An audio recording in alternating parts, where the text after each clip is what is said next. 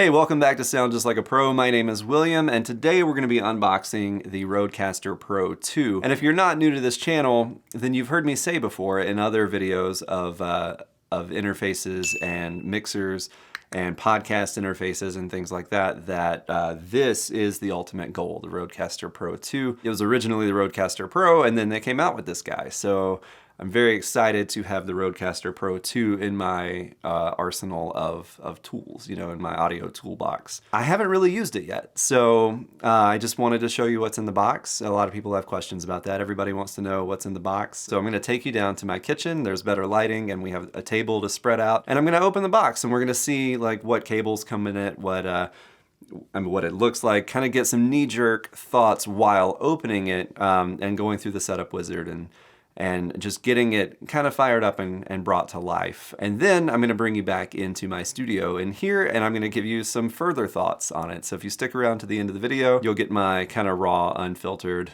opinion of what I think about it, having never used it before. And spoiler alert, they're not all sunshine and rainbows, so that's unfortunate, but stick around, you'll figure out what that means here in a little bit, but let's go open the box together. Welcome into my kitchen. We have better lighting in here, so I'm going to do the unboxing in here. So I'm going to slide this guy out of here. A little sleeve.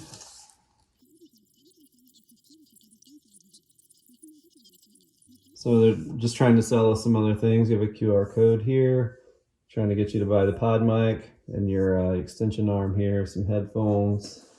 So let's see what else is in the box. Power cable.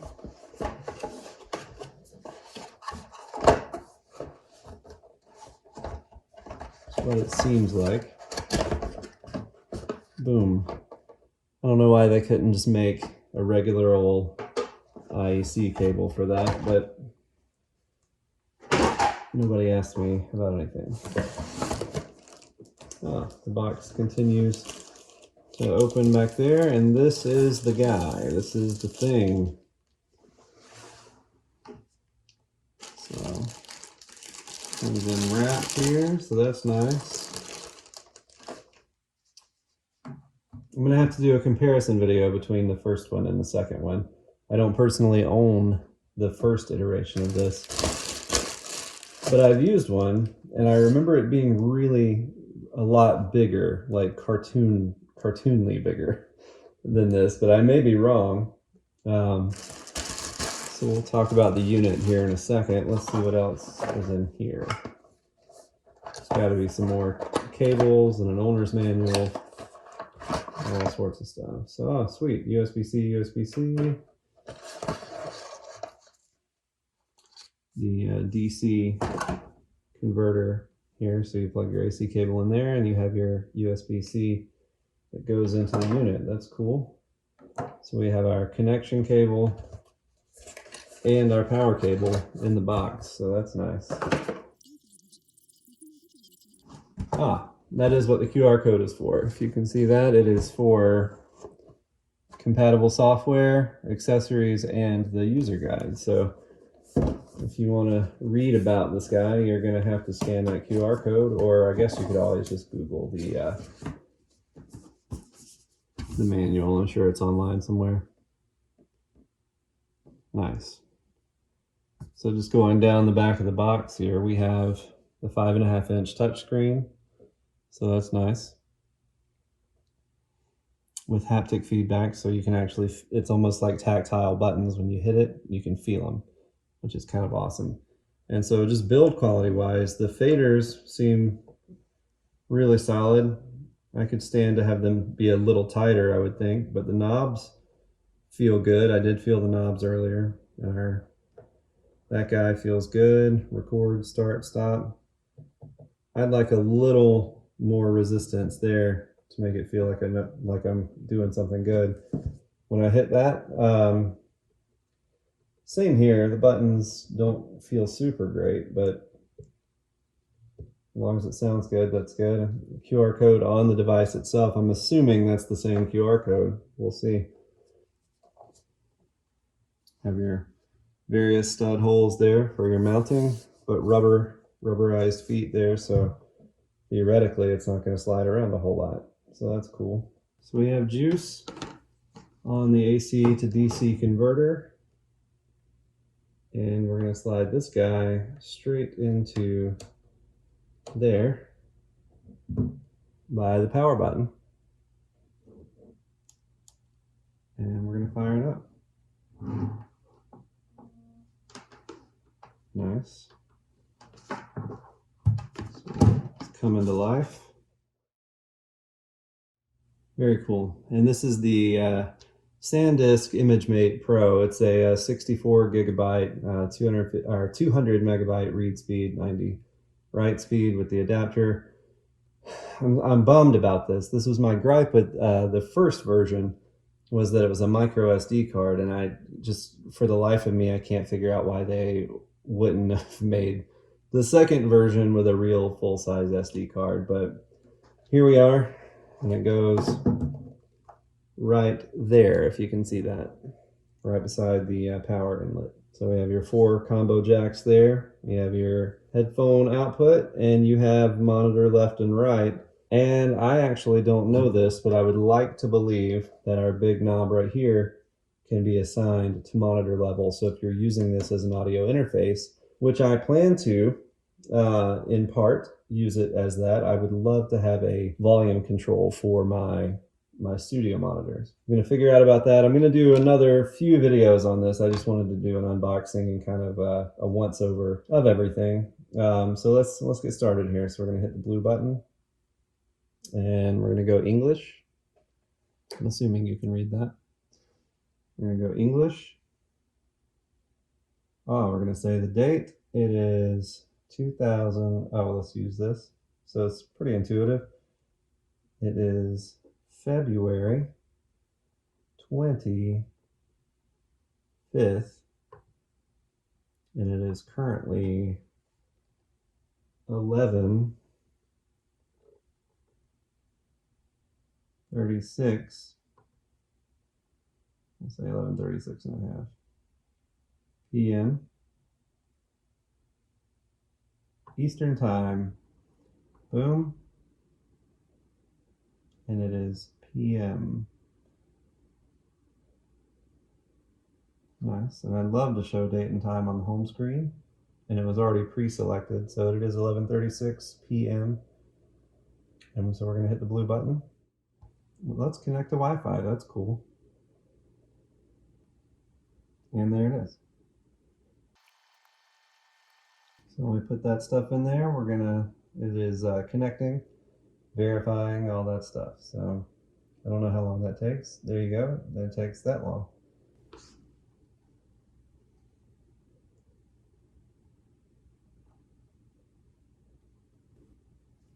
What do you say we skip for now? Let's skip. I don't want to share anything with anyone, unfortunately. So let's go to Setup Wizard. We don't have any shows to import, and I don't really want a default show, so that's yeah, we're not doing that. Step-by-step instructions to configure your device. Setup Wizard can be accessed again through the Help menu or when creating a new show. Nice. Headphone warning. Protect your ears at all costs. Set all faders to unity. That's the thick black line, in case you're not an actual audio engineer.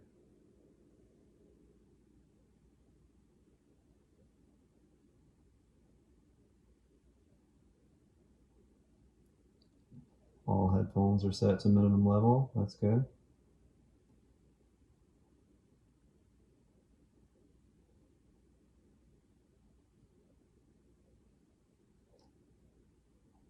Some of this is fairly intuitive, but it is cool that they show you.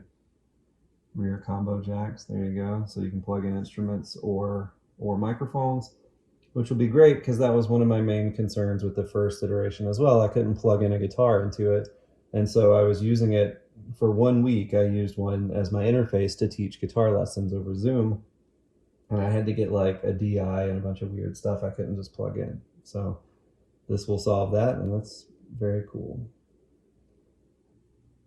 input selection, so you get to choose which is which. That's nice. Definitely not doing the pod mic. We have the SM7B will be the number 1. Set input gain, and we can do all this later too. So we'll run it to 60. I do have a cloud lifter, so there's that. Have a preset below to audition them and tap next when you're happy with the sound. I'm going to go podcast studio because I don't know. Cool. Never doing the pod mic. If you have one, I'm sorry, but go another SM7B. 60. Podcast studio. I don't want to do this for all of them. Let's click this X and see what happens. I'm starting over.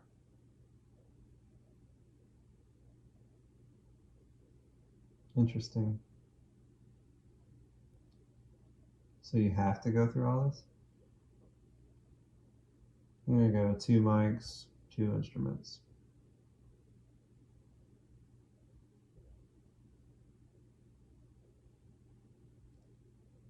Boom, boom, boom.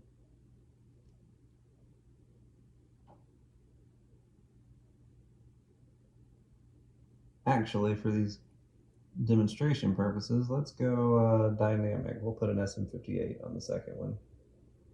That's cool. Standard gain. And so this is probably just an equalization and such. 20 dB, that's fine. 20 dB, that's fine. I'm not doing any of that right now, so keep going.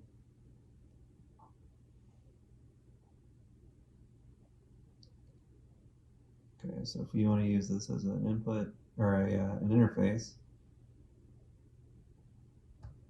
there we go. Oh, it's just showing me what's available. I see. Channel assignments. Drag and drop to rearrange. Oh, that's cool. So I can move that over if I wanted. Oh, that's fun. Very cool. Very cool. Smart pads. Showing you what's what. That's cool. So all these settings will be saved as a show. So we'll just keep it as default show. Select icon. I like that guy.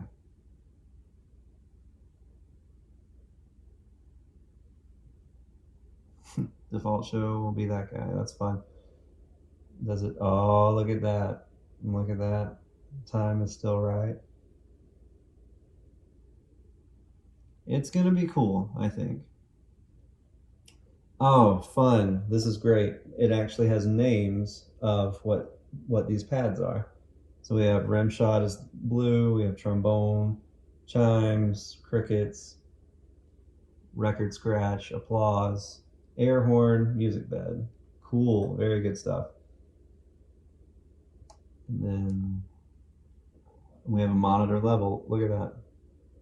How about that? Oh man. So it's showing it's going out of the USB, and then you have almost like a concentric thing when it lands there, the arrows come up. Fun stuff. So that was, I guess, like soloing it. Interesting. I wonder, does that connect? It does not. You can't do that. Okay. So let's go in. Oh, easy, easy. So yeah, so it has presets per mic. That's cool. You see the gain changes between the SM7B and the RE20. That's cool. We have processing on, but we don't have to.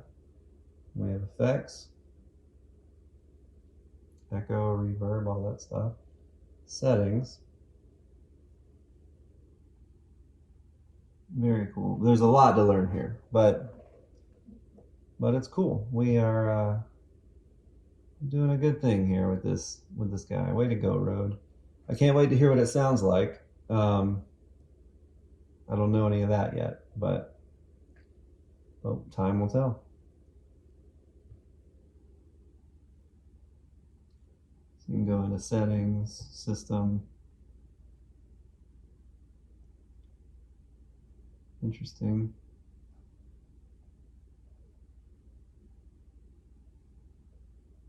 Set up MIDI.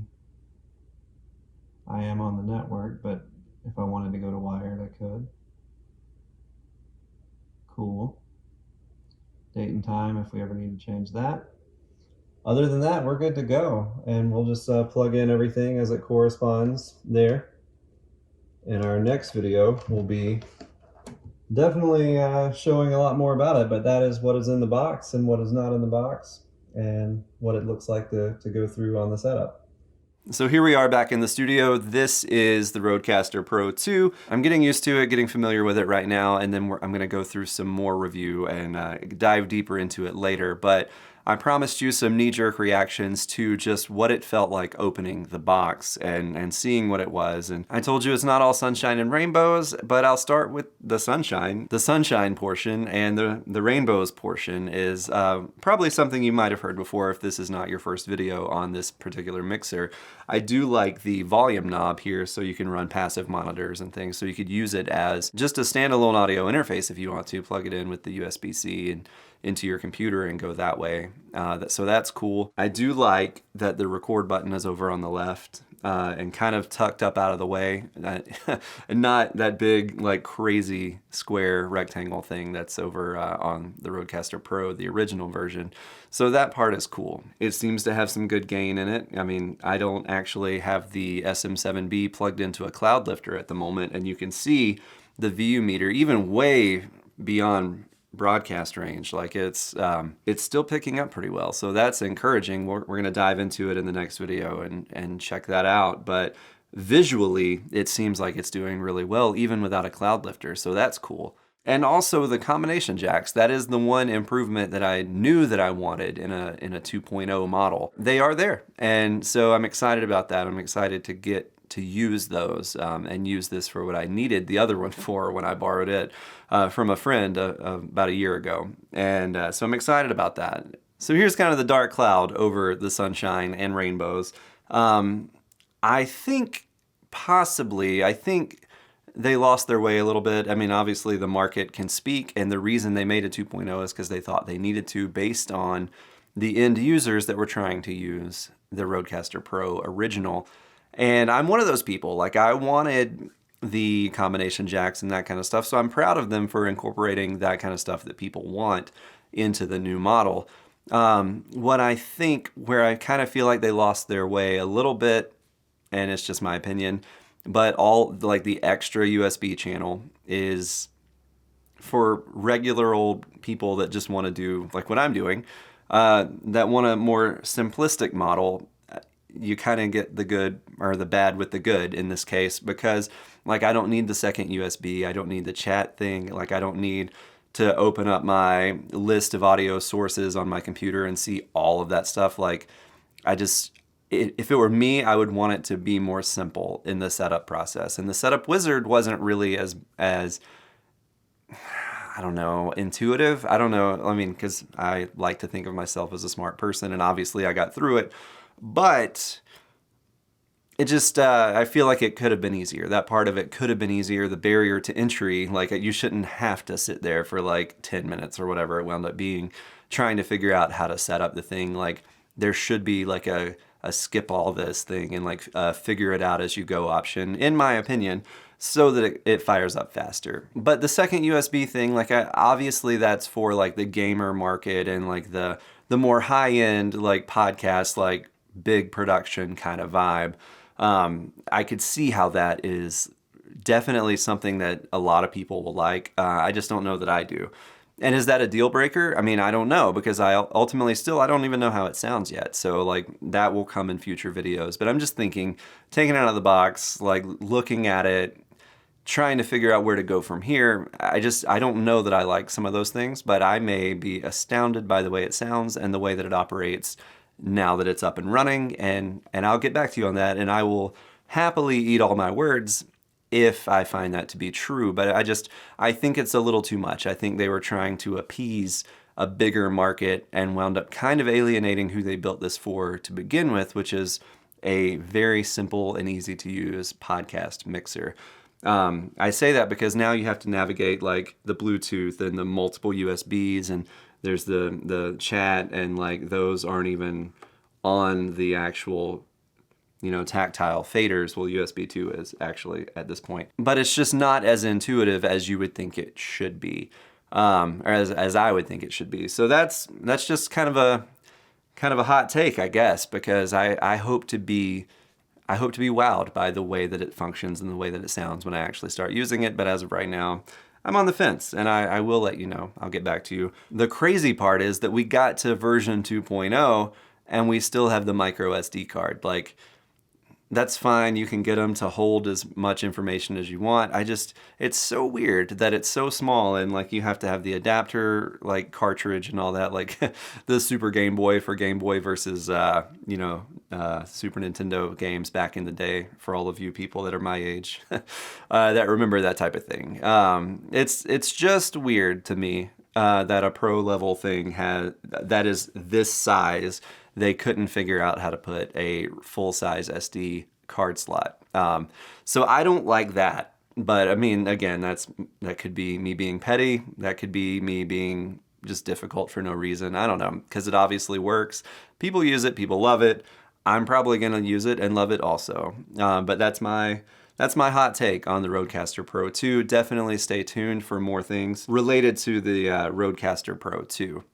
Before you go, I'd like to invite you to like this video. It helps, obviously, for all the reasons that you know. Before you go, I'd also like to give you a free gift. It's an ebook I wrote called EQ Basics, Your Blueprint to a Better Mix. And in that, we've gone through and figured out exactly where resonant frequencies are in just about every instrument that you'll ever mix, and even vocals, every vocal that you'll ever mix. And it's the root tone and the overtones and undertones of that. So it's a completely paint-by-numbers approach to equalization. And it's something that it's a very useful tool, and I want to give it to you for free. It's at doitjustlikeapro.com/EQ book. So stay tuned, stick around, and until we meet again, get out there and sound just like a pro. Thank you so much.